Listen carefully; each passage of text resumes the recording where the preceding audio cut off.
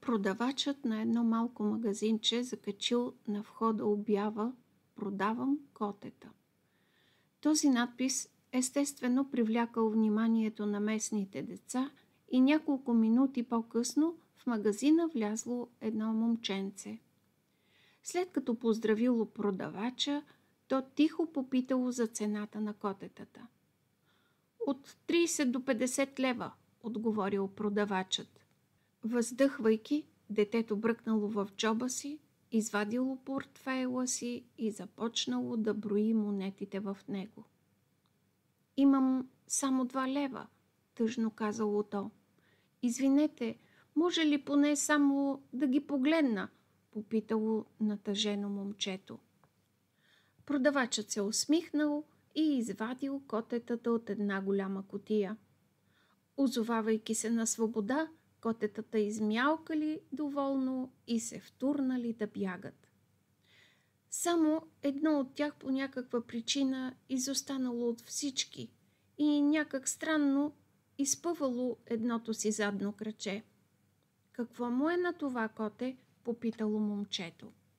Продавачът отговорил: «Котето има вроден дефект на крака.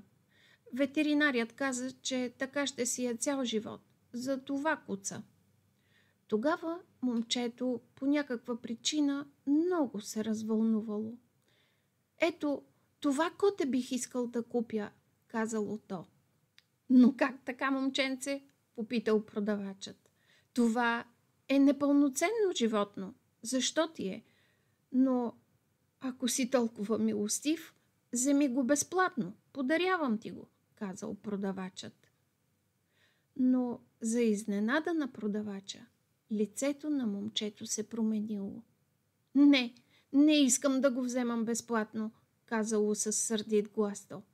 «Това коте струва точно колкото и другите и съм готов да платя пълната цена. Ще ти донеса парите», добавило твърдо момчето.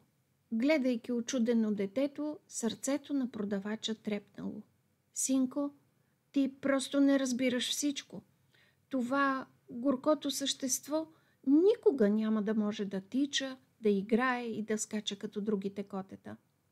При тези думи момчето започнало да навива крачола на левия си крак. И тогава изуменият продавач видял, че кракът на момчето е шиниран. За да може да ходи, поставили шини. Детето погледнало продавача. «И аз някога нямаше да мога да тичам и да скачам. А това коте има нужда от някой, който разбира колко му е трудно и който да го подкрепи», казало с треперещ глас момчето. Мъжът зад щанда започнал да хапе устните си. Сълзи напълнили очите му. След кратко мълчание той се насилил да се усмихне и казал: «Сине, ще се моля всички котета да имат такива прекрасни и сърдечни стопани като теб».